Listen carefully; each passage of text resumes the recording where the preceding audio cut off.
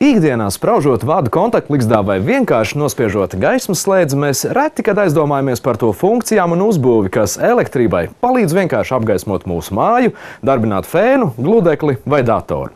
Lai gan kontaktligzda šķiet ļoti pašsaprotams mājokļa atribūts, patiesībā viss nebūtu nav tik vienkārši. Palūkosimies, kas lācītim vēderā.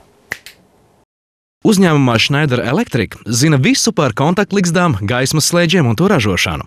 Kā nekā tam ir jau 170 gadu pieredze dažādās valstīs. Uzņēmuma Latvijas pārstāvniecībā ik gadu tiek saražots ap 2 miljoniem kontaktligzdu.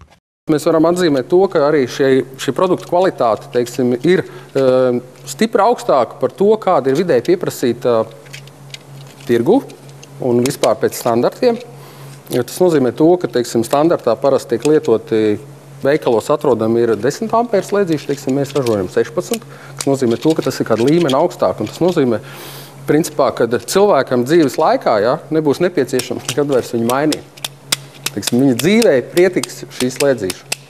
Vispirms ir jāizgatavo rozetes plastmasas daļas. Tās tiek izlietas no sīciņiem plastmasas graudiņiem, kas var būt dažādās krāsās.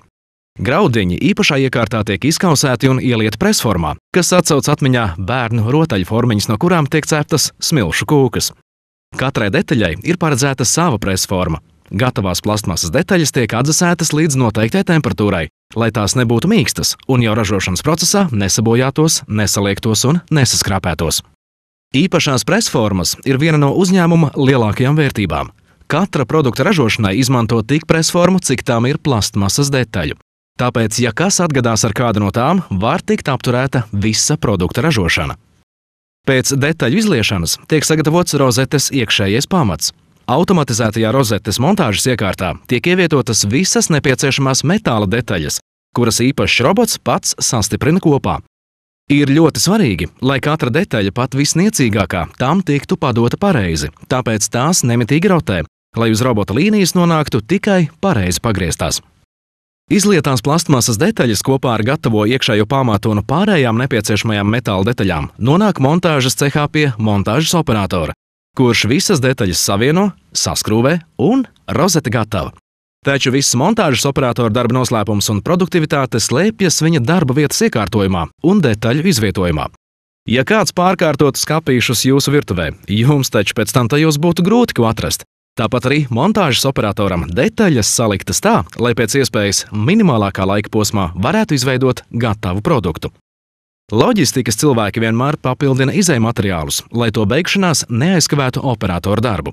Savukārt katra operatora darba vieta iekārtota tā, lai pēc iespējas īsākā laikā gatavais produkts nonāktu uz pakošanu. Tehnoloģijas laika gaitā ir ļoti attīstījušās, un tagad iespējams realizēt jebkuras cilvēka vēlmes attiecībā uz mājas elektroaprīkojumu.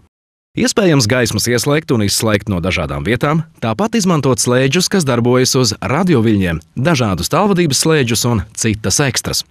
Bieži vien komforta līmenis mūsu mājās tomēr nav tik augsts kā, piemēram, mašīnā, kur ir gaisa kondicionieris, apsildāmie krēsli, navigācija un citas priekšrocības. Kāpēc tā? Tā ir viena no ļoti lielām Latvijas problēmām, teiksim, ka mēs esam nonākuši, teiksim, pie tāda mantojuma, kurš ir no padomju laikiem, un izmantojot balto tehniku, kas šodien nāk iekšā, ar ļoti lielām jaudām un, teiksim, visiem šiem gludekļiem un tā tālāk, praktiski uzreiz jau ir prasība, ka praktiski mājās būtu nepieciešams mainīt visu elektroinstalāciju, sākot ar vadiem. Jo reāli vecās sistēmas tika būvētas, teiksim, uz tādu principu, ka viņas atbalstīja tā laika atbilstošo tehniku. Un šobrīd, ja mēs paskatāmies mājās no tās tehnikas, kas mums ir, un sākam skaitīt kopā to jaudu, ko mēs reāli patērējam, viņi stipri pārsniedz to, ko vispār atļauj šī sistēma. Lai kā arī nebūtu, mēs visi vēlamies maksāt par patērēto elektroenerģiju pēc iespējas mazāk. Laikā, kad tarifiem ir tendence augt, vislabākais risinājums ir patērēt mazāk. Mēs zinām to, ka mēs uz doto brīdi visi pārējām uz kaut kādām ekonomiskām lampiņām. Mēs cenšamies mājās ekonomēt. Arī Schneider Electric piedāvā, teiksim, veselu rinda produktiem, kas ir tieši paredzēti šo elektrības patēriņa samazināšanai. Teiksim, tie paši gaismas regulātori. Viņš ne tikai samazina šo apgaismojumu, bet viņš tajā pašā laikā ļauj jums ietaupīt. Tas ir ļoti svarīgi, teiksim, kas ļoti ātri, es domāju, šajā krīzes brīdī cilvēks sāks domāt par to, kādā veidā samazināt šo elektrības patēriņu. Ja? Uzņēmums Schneider Electric ar ārzemniecisko nosaukumu Latvijā nodarbina ap 200 vietējo iedzīvotāju. Kāpēc Schneider Electric cilvēki šeit strādā?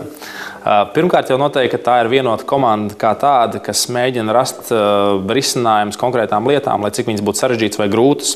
Kontaktlīgstas gan ir tikai viens no ļoti daudzajiem produktiem, kas top šeit pat Latvijā.